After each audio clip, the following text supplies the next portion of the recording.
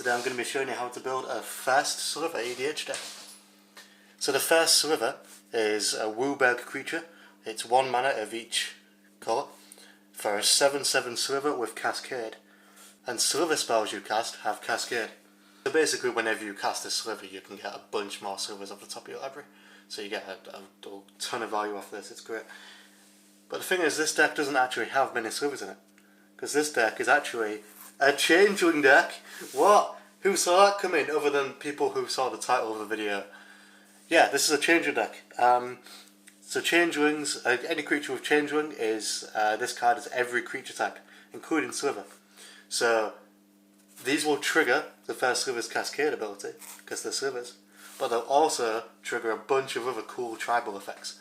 This deck is basically like every tribal deck rolled into one. There's loads of like crazy ways to interact with different tribal cards. It's a lot of fun to play. So let's just go through it. It's a very heavily creature based deck, and most of these creatures are going to be Changelings. Most of them are just going to be like generic Changelings, but I'll stop if there's any with like significant abilities.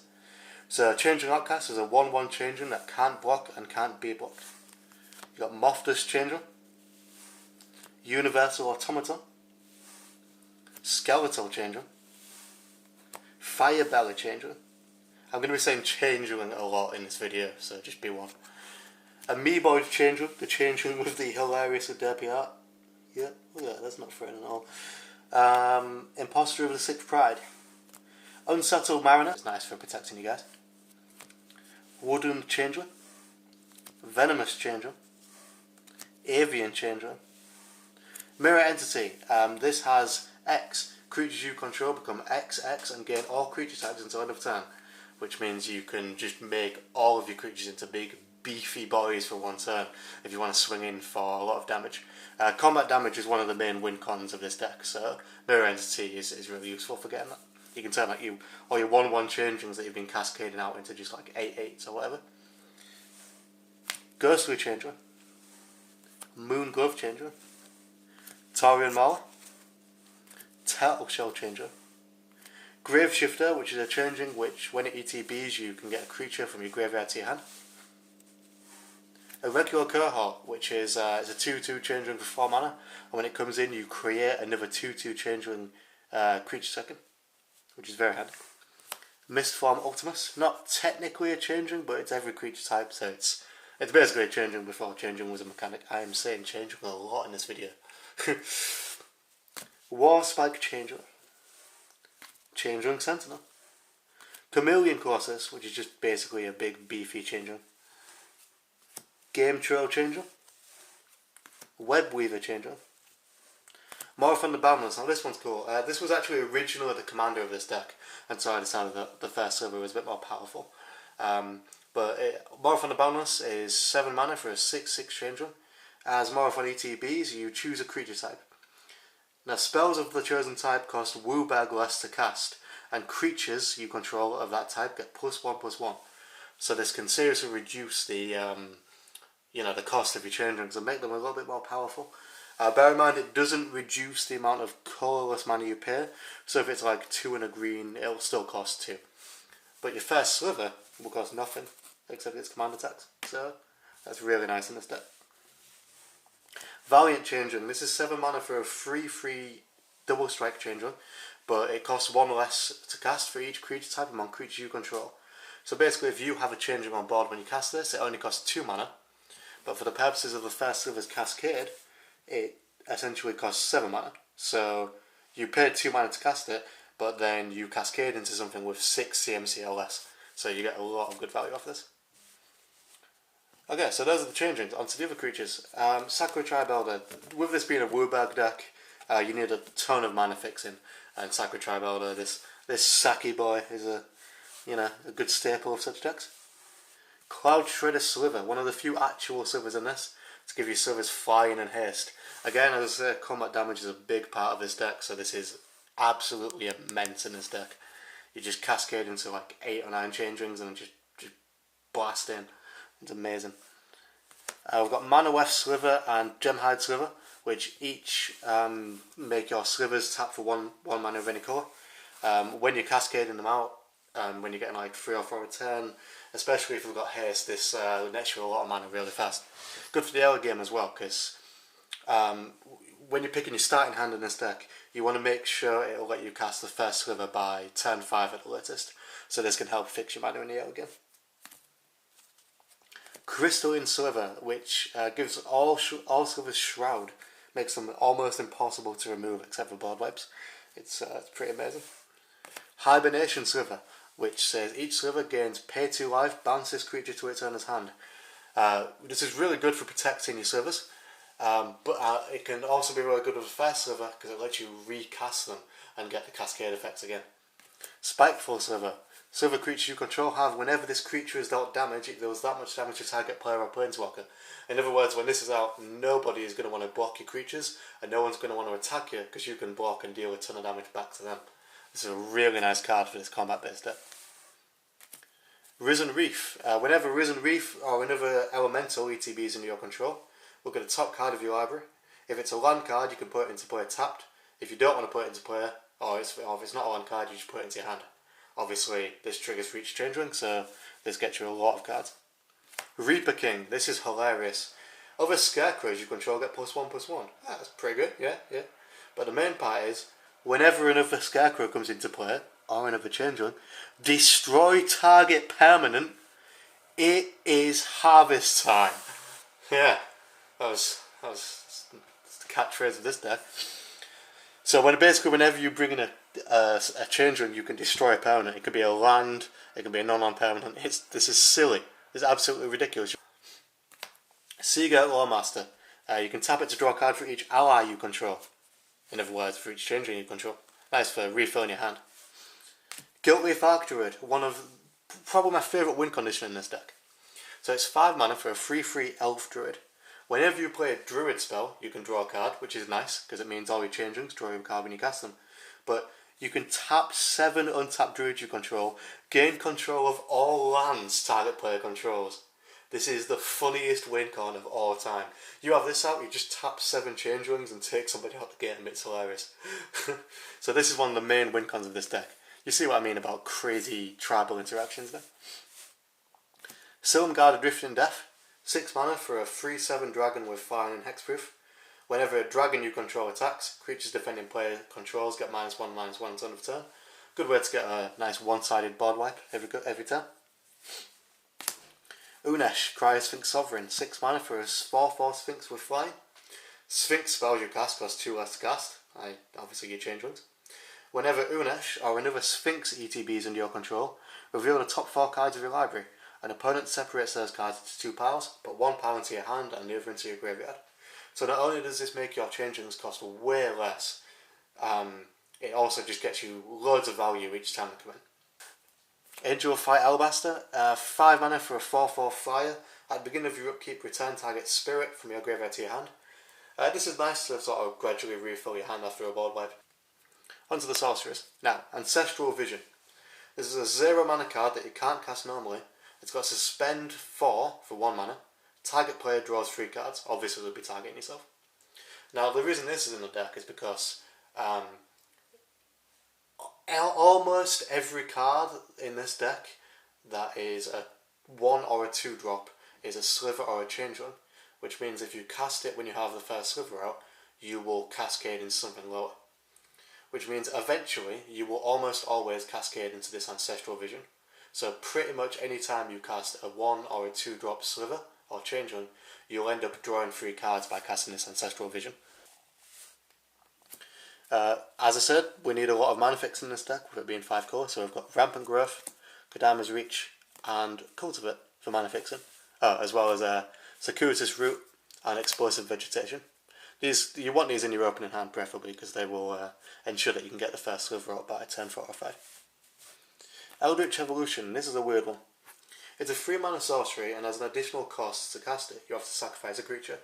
And you tutor up a creature from your library whose CMC is 2 more than the sacrificed creature's CMC, and you put that creature into play. What I like to do with this is, you cast the first Sliver, next turn you cast this, you sacrifice the 5 mana first Sliver, getting out Morophon the Boundless, and then you name Sliver, so your Slivers cost Wooberg less. Then you just have to pay the 2 mana commander tax to recast your first Sliver, so you've pretty much got a free morphin out of it. This is really cool. It's also useful for tutoring out like ramp creatures or draw creatures like Risen Reef or Sacred Tribe Order if you're really in a pinch. We've got Crux of Fate and Cast Off. Obviously, this is a Rancor Giant, but you want to be casting it for the adventure. This is basically destroy all dragons or destroy all non-dragons and destroy all non-giant creatures. Since your Changelings are both dragons and giants, these are basically one-sided board wipes for 5 mana. And the final sorcery is Overwhelming Stampede. This is really nice for if you want to go in for like an Alpha Strike to kill off an opponent. This is a good win con. Okay, on to the enchantments. This is a fun one. Dragon Tempest. It's a 2 mana enchantment. Whenever a creature with flying ETB is under your control, it gains haste until end of turn. But the relevant part is, whenever a dragon, i.e. a Changeling, ETB is under your control, it deals X damage to any target, where X is the number of dragons you control. So if you have, say, 4 Changelings out and you bring another one in, that's 5 damage to an opponent. You bring another one in, 6 damage, another one in, 7 damage.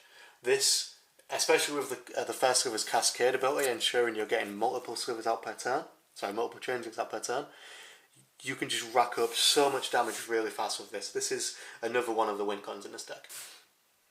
Alpha Status, yet another weird win con in this deck. So this is an enchantment aura. You enchant a creature, and that creature gets +2/+2 for each other creature in play that shares a creature type with it. That's yours and your opponent's.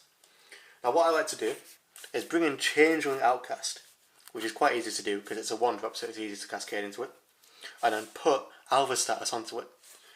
Suddenly Changeling Outcast has +2/+2 for each other creature in play, because it shares a creature type with all of them, and it's unblockable.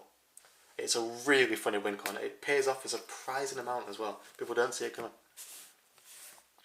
Arcane Adaptation. It essentially turns your non-Changeling creatures into whatever creature type you want, so that they can also benefit from the Changeling payoffs in this deck. Just get a bit more value out of it. Call to the Kindred. This is a cool card. So this is Enchant Creature. At the beginning of your upkeep, you may look at the top 5 cards of your library. If you do, you may put a creature that shares a creature type with the enchanted creature from among them into play, and put the rest on the bottom of your library in any order.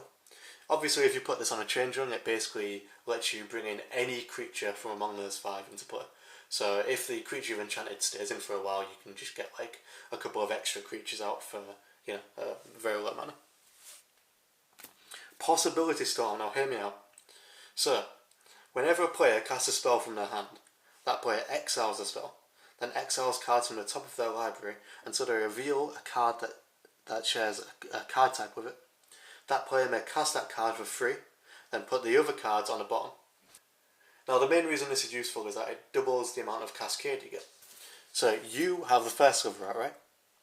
You play, let's say, a Graveshifter. Trigger, you activate a bunch of cascades, getting a couple more creatures out with the first Sliver's Cascade ability. And also the Possibility Storm triggers. So you exile the original Graveshifter and reveal cards until you hit another creature. That creature is cast instead, and that creature also triggers the first Sliver's Cascade ability, so you can get twice as many cascades off this. The other reason this card's useful is that it sort of disrupts your opponent's strategies, because whenever they cast a spell from the hand, it just becomes another random spell. So it's impossible for them to plan out a strategy. Like if they, for example, go to counter one of your spells, then it might just become another instant that's not useful at all. It can really disrupt your opponent's strategies a lot, as well as giving you extra cascade triggers. Liliana's Contract, yet another weird tribal win condition. So this is a 5 mana enchantment. When it comes in, you draw 4 cards and you lose 4 life. And at the beginning of your upkeep, get ready for this. If you control 4 or more demons with different names, you win the game. Changelings are demons. So if you control 4 or more Changelings in your upkeep with this out, you win. Rooftop Storm. You may pay 0 rather than play the mana for zombies you cast.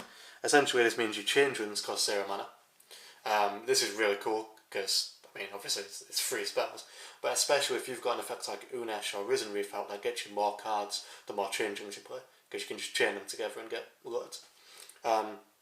one thing I really like to do is Rooftop Storm, Unesh and Dragon Tempest. So you cast Changelings for free. They trigger Unesh so that you get more Changelings to your hand, and Dragon Tempest keeps doing damage for each Changeling you bring in. That's a sort of combo I've used a bunch of times in this deck. Sunbird's Invocation. Similar to Possibility Storm, this gives you twice as many Cascade triggers. Because when you cast a Sliver into this, you get another Sliver off the top of your deck, and then that Sliver also has Cascade. So it gets you a lot of value. Onto the artifacts. Elixir of Immortality. It's a 1 mana artifact. You can tap 2 and it. You gain 5 life, shuffle Elixir and your graveyard into your library. This is mainly useful so that you can get Ancestral Vision more than once. Because if you cast anything with 2 mana or less, you're probably going to get an Ancestral Vision out of it from the Cascade. And then later on, this lets you shuffle the Ancestral Vision back into your library so that you can recast it and get more value off it. Thematic Compass basically lets you tutor basic lands to your hand in the yellow game so that you can cast First Sliver reliably. And then later on it becomes a maze of if effects so that you can protect yourself from your opponent's creatures. Vanquisher's Banner, 5 mana artifact. As it ETBs, you choose a creature type, usually Sliver. Creatures you control of the chosen type get +1/+1. And whenever you cast a creature spell of the chosen type, you draw a card. So basically this lets you draw cards whenever you play a Sliver. Okay, now we're on to the lands. Now, to start with, I have all 10 of the regular triple lands in here. So the Khans and Shards of Water ones. The new Triomes from Ikoria are going to be strictly better versions of these, but since the set's not out yet, I've just got these for now. These are a good budget alternative. The Triomes are probably going to be a bit expensive, so these are a fine version of them if you don't have the money for, expensive lands. I've got Evolving Wild and Terramorphic Expanse, both good for just, getting whatever basic land you need. Exotic Orchard taps for 1 mana of any type that an opponent's land could produce, so this is very often just taps for Rubo. Path of Ancestry, ETB is tapped, and you can tap it to add 1 mana of any colour in your commander's colour identity, so any colour. If that mana is spent on a creature spell that shares a creature type with your commander, i.e. a Sliver or a Changeling, you scry 1. This is pretty cool for fixing your mana and for digging to what you need. Command Tower, obviously. Sliver Hive, it taps for colourless or 1 mana of any colour as long as you spend this mana on a Sliver or a Changeling. And you can tap 5 in it to create a 1/1 Sliver if you control a Sliver. Ancient Amphitheatre, as it ETBs, you may reveal a giant from your hand. If you don't, Ancient Amphitheatre ETB is tapped. Obviously, this counts for Changelings.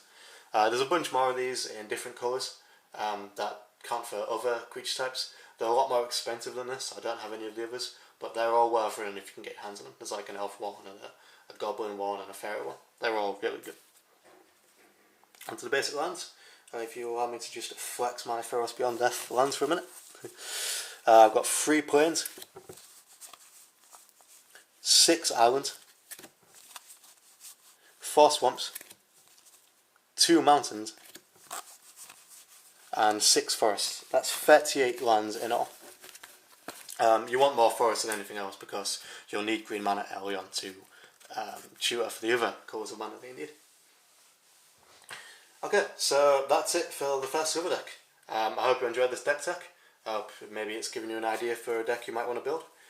If you've got any suggestions for the deck itself, I'm always open to improving the decks, so let me know in the comments.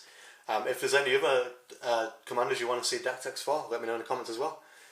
Yeah, and if you enjoyed this video, this is the first video of the channel, so I'm going to be really YouTube lame and ask you to like and subscribe if you want to. If you want to check out more videos like this, that'd be awesome. Yeah, so let me know what you thought, and I hope you enjoyed the video. I will see you next time. Goodbye.